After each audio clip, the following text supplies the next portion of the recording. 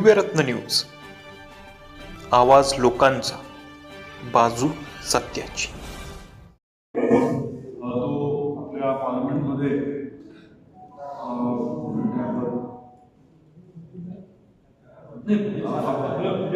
आपल्या अर्थमंत्री जे आहेत, केंद्रीय अर्थमंत्री निर्मलाजी सीतारामन यांनी आपलं बजेट मांडलं आणि बजेटमध्ये तुम्ही बघितलं असेल की खूप वेगवेगळे विषय आहेत. आता बऱ्याच वेळेस काय होतं की बजेटचं आपलं तसं काही नातं आहे असं वाटत नाही. यावेळेसचं बजेट जे आहे ते महाराष्ट्रासाठी आणि आपल्या धाराशिवसाठी सुद्धा खूप महत्त्वाचं आहे. त्याचं कारण असं आहे की एकतर केंद्राकडनं आपल्याला टॅक्सच्या रूपाने राज्यातून जे पैसे मिळत असतात त्याच्यामध्ये वाढ करण्यात आली.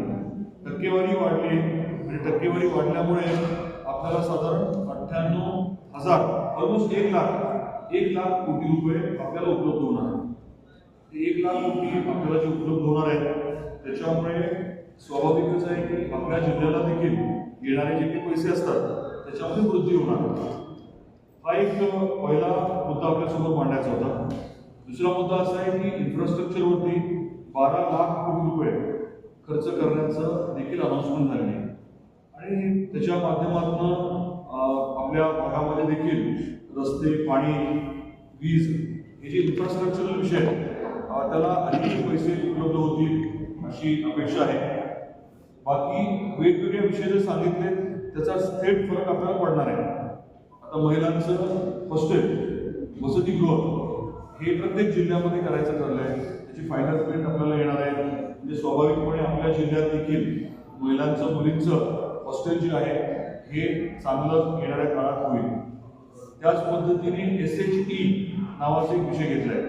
म्हणजे बचत गटाचे जे वेगवेगळे महिला काम करतात, एंटरप्रेन्योर जे आहेत, तर त्यांना जसं महाराष्ट्रात उमेद मॉल हा कॉन्सेप्ट होता, उमेद मॉलच्याच धर्तीवर प्रत्येक जिल्ह्यामध्ये महिला बचत गटाच्या अनुषंगाने एक वेगळा मॉल करायचं ठरलं.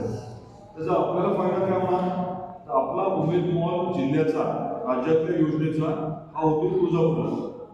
आणि केंद्र सरकारची जी योजना आहे SHE नावाची जी योजना आहे त्या योजनेच्या माध्यमातून आपल्याला धाराशिवला एक वेगळा मॉल मिळणार आहे.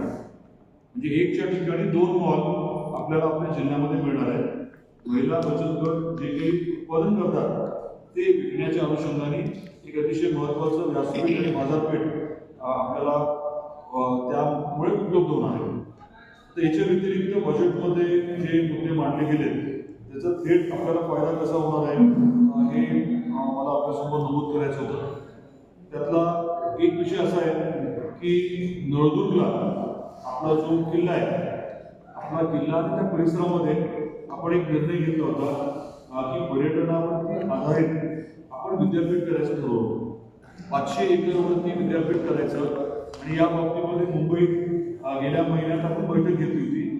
बैठकीला खंदारे नावाचे आपले प्रधान सचिव आहेत, ते पर्यटन विभागाचे आणि पुरातत्व विभागाचे, सांस्कृतिक कार्य विभागाचे देखील काही संबंधित अधिकारी त्या बैठकीला होते. ते आपलं नियोजन चालू होतं आणि त्या नियोजनाच्या बरोबरीने आता बजेटच्या भाषणामध्ये आपल्या अर्थमंत्री त्यांनी एक वेगळा विषय मांडला. तो म्हणजे देशामध्ये 5 युनिव्हर्सिटी टाउनशिप्स करायचे. युनिव्हर्सिटी टाउनशिप म्हणजे कदाचित आपल्याला विद्यापीठ टाउनशिपला काय म्हणायचं, वसाहत. एक्झॅक्ट ट्रान्सलेशन हे वसाहत असतं. परदेशामध्ये विद्यापीठाची छोटी शहर असतात. तर ती संकल्पना मांडण्यात आली आहे. आता आपण काय म्हणतोय की आपल्या देशामध्ये पर्यटन विद्यापीठ नाहीये. पहिलं पर्यटन विद्यापीठ जे आहे ते आपल्याला नळदुर्ग करायचं आहे आणि तेही किल्ल्याच्या परिसरामध्ये. म्हणजे जिथे पर्यटन, लाईव्ह पर्यटन आहे, म्हणजे आपण बघू शकतो पर्यटन, तिथे पर्यटक येतात, तिथे इतिहास समोर दिसतो, तिथे निसर्ग आहे. अशा ठिकाणी आपण जे आधी नियोजन केलं होतं ते आता या युनिव्हर्सिटी टाउनशिपच्या कॉन्सेप्टमध्ये आपण पुढे जायचं ठरवलं. संबंधित जे सचिव आहेत त्यांच्याशी चर्चा झाली आहे आणि आपला प्राथमिक अहवाल सेंट्रल टुरिझम युनिव्हर्सिटी टाउनशिप असा आपण अहवाल जो आहे तो आता हाती घेतलेला आहे. हे तुमच्यासमोर सांगण्याचं कारण काय आहे की जे आपण नियोजित केलं होतं त्यातला एक महत्त्वाचा अंग आपल्याला पुढे नेता येतोय या बजेटमध्ये सांगितलेल्या योजनांच्यामुळे. आणि आपलं नीती आयोगाची मदत घेऊन हा प्रकल्प जो आहे तो निश्चितपणे आपल्याला पुढे नेता येईल. त्याचं नियोजन आपण करणार आहोत. हे आपल्या माध्यमातून जनतेपर्यंत मांडायचं होतं. आपण युनिव्हर्सिटी टाउनशिपचा विषय. दुसरा मुद्दा काय की याच बजेटमध्ये जे लाईव्ह एक्सकव्हेशन म्हणजे पुरातत्व विभागाच्या माध्यमातून जे उत्खनन केलं जातं आणि उत्खननाचं काम चालू असताना जर पर्यटकांना ते बघता आलं, अभ्यासकांना बघता आलं, म्हणजे खाली उत्खननाचं काम चालू आहे, वरती गॅलरी आहे, त्या गॅलरीमध्ये बसून किंवा उभं राहून मला जर प्रत्यक्षात पुरातत्व विभाग करत असलेलं उत्खनन बघता आलं तर त्याला आपण लाईव्ह आर्किओलॉजिकल डिग म्हणतो. असा प्रकार वडनगर जे आहे मोदी साहेबांचं जन्मगाव तिथे एका एकरवरती असा एक प्रकल्प राबवला जातो. आणि तुम्हाला सांगताना मनापासून आनंद वाटतो की तसाच प्रकल्प आपल्या तेरमध्ये आपण राबवायला सुरुवात केली आहे. त्याला 12-13 कोटी रुपये मंजूर आहे. कोट टेकडीला आपण हे करायचं ठरवलं होतं. त्याची काही थोडीशी लिगल प्रक्रिया आता सध्या चालू आहे. पण त्या कोट टेकडीला जे लाईव्ह आर्किओलॉजिकल डिग होता त्याच अनुषंगाने काल म्हणजे परवाच्या दिवशी आपल्या फायनान्स मिनिस्टर आहेत त्यांनी हा मुद्दा पुढे घेतलाय की लाईव्ह आर्किओलॉजिकल डिगचे 15 ठिकाणं जे आहेत ते पूर्ण आपल्या देशामध्ये ते हाती घेणार आहे. त्याचं डेव्हलपमेंट.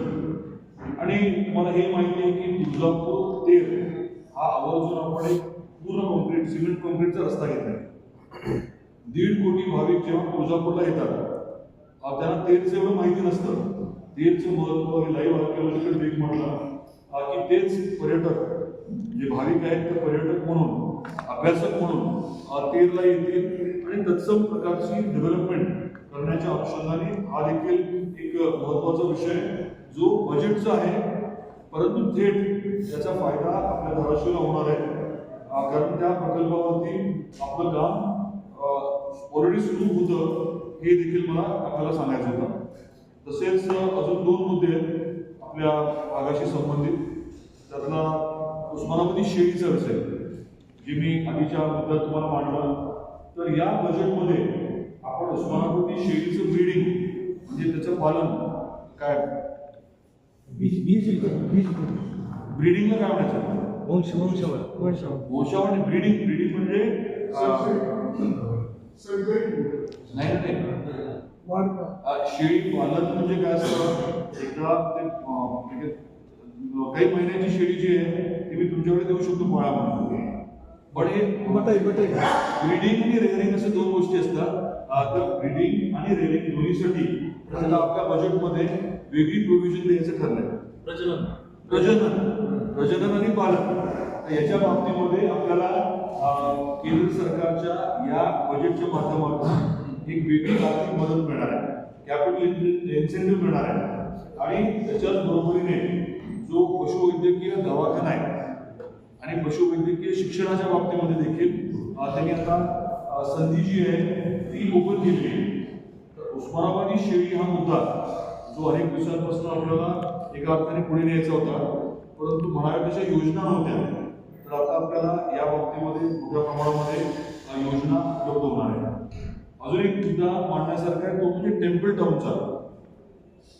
जिथे मंदिर आहे जिथे मोठ्या प्रमाणात भाविक येतात अशा टेम्पल टाउनचं मंदिर असलेल्या शहराचा सर्वांगीण विकास करण्याची योजना देखील या बजेटमध्ये घेतली.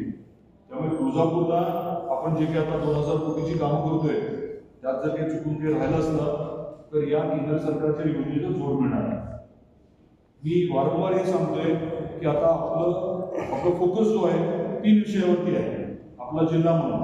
एक म्हणजे शाश्वत पाणी, अधिकचं पाणी कसं मिळेल आणि पाणी मिळाल्यामुळे बागायती क्षेत्र कसं वाढेल, शेतीचं उत्पन्न कसं वाढेल, हा एक भाग.